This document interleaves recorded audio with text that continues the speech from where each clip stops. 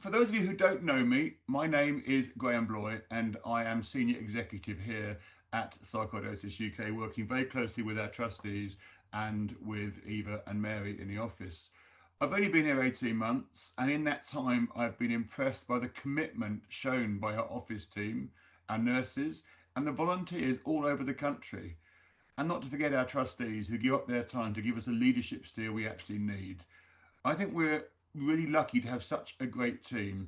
And I've just been astounded, I think, by the commitment that people give to this charity all over the country. So I want to start off really by saying thank you so much for everybody who is giving their time or their money to support our sarcoidosis community.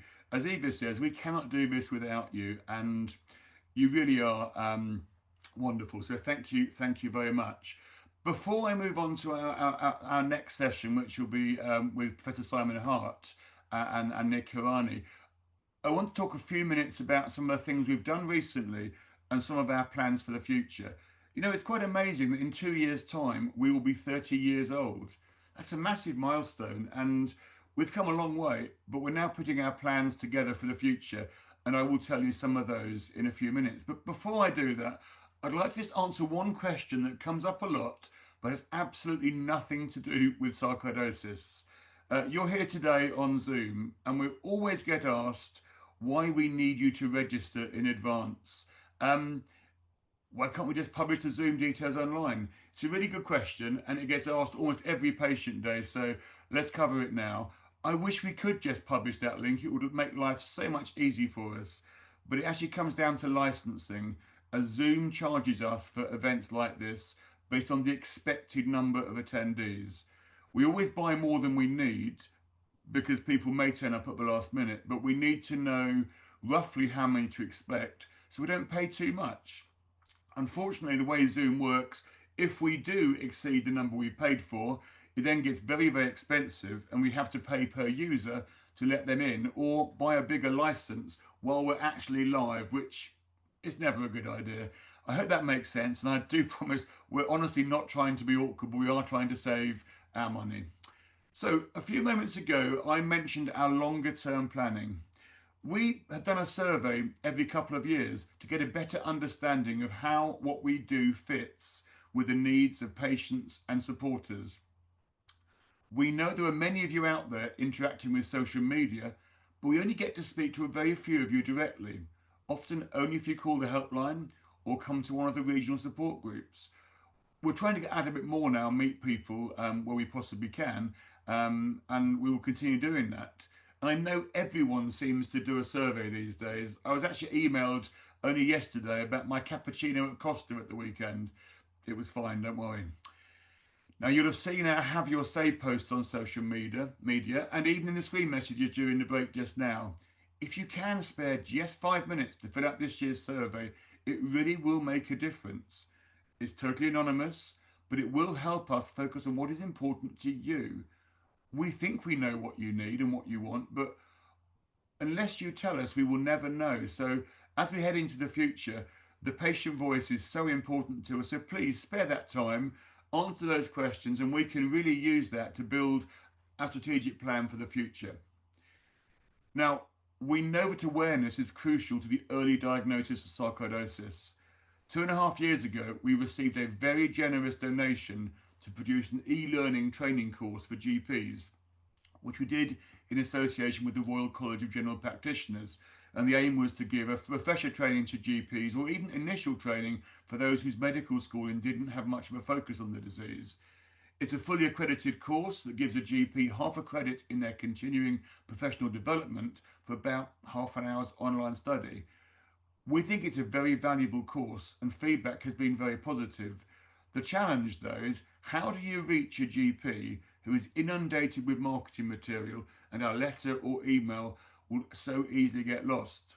So we decided if we can't reach them in their practices easily, we'll go to them. And last week, Eva and I spent 3 days at the Royal College of GP's annual conference at the International Convention Centre of Wales in Newport, and our stand was heavily focused just on this course. You may have seen photos on social media. Now, if you've ever spent time on a stand at an exhibition, you will know that over 9 hours a day handing out leaflets is actually surprisingly hard work. But it was an eye-opener for us as we spoke literally to hundreds of GPs in the 2.5 days we were there. We learned a lot. I think for me, certainly, I learned a lot more than I expected. And what was really positive is it's very clear that the latest GP training at medical schools now includes a lot of information about sarcoidosis. There seemed to be a good awareness in the younger, more recently trained GPs. And I have to say here, a big shout out to Liverpool, where it seemed that half the people we spoke to had come there from there. And the course there includes a whole week on sarcoidosis and some of the other smaller rare disease. And that was really positive. But we can't rely on the new intake of GPs to boost awareness alone. So we handed out over 500 cards to GPs with a link to the e-learning module. Now it's far too early to see the level of take-up, but there was a lot of interest in the training and in our leaflets, and our branded pens flew out of the door. Other stalls had Welsh cakes, but our pens should last longer. We were both very encouraged and hope this is a positive development for patients in the future. We know that rarity remains a challenge, and many GPs may only see one sarcoidosis patient in their entire career, or maybe only have one in their practice. Well, hopefully our pen on their desk and our flyer will keep the disease and our website in their minds, at least for a few weeks. And maybe we will see an increase in training and awareness as more do this e-learning module. If you've been to our website, you'll have seen some subtle changes in the last few months. We've improved the layout and navigation and made it easier to get around, dependent on your reason for being there. We know that some people come for information, some people come for support, or some may want a specific fact. We can see this is beginning to work as people are now staying longer on the site, and the pages they visit suggest that the majority of people who come to us are newly diagnosed and are looking for a lot of information. We know also that the majority of visitors come from a phone or a tablet, so we've redeveloped the site to make it more easy to read on any device and to be more disabled friendly. There's a lot to be done still, but Eva and Mary have done a superb start, so thank you very much for that. The next big change, which you'll see soon, will be the introduction of disease fact sheets on the websites. Today you can download a leaflet to print at home, but actually it's a two-folded A4 leaflet designed to be printed double-sided. Now, most printers don't print double-sided, so we're wasting paper. Mary has done an absolutely superb job turning 14 of our most used leaflets into printable fact sheets that can be printed in colour or black and white. We think these will be great for patients and doctors, as soon we'll be able to print a simple sheet for a patient covering anything they need to know and details of how to contact us as well during a consultation. The leaflets will continue to be available in our online shop, so don't worry, we're not getting rid of them, but this change just adds more choice to give information to people in a way that works for them. After Christmas, we also plan to look at the information we offer as support for friends and families, as well as to see if we can find a way to make the disease more understandable to children and young people. They are unlikely to be patients, but they may see the disease at first hand in parents and relatives, and it's very, very hard to know how to explain something as complex as sarcoidosis to somebody who really doesn't understand it. So that's something we're going to look at in the new year. Now, at the end of next month, we're back out on the conference trail again with 3 days at the British Thoracic Society's Winter Meet across the river in Westminster. It's actually a great opportunity to meet with lung specialists from all over the UK and to catch up with some of our medical and scientific panel.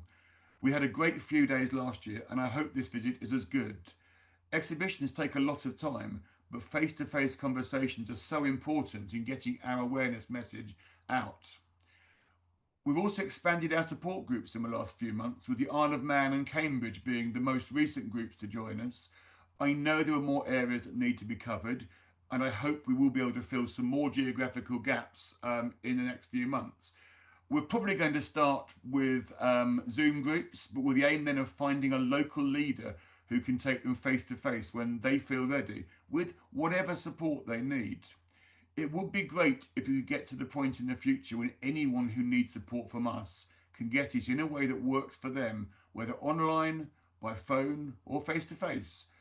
Rome wasn't built in a day, but I hope we are making good progress to increase support for our wider sarcoidosis community.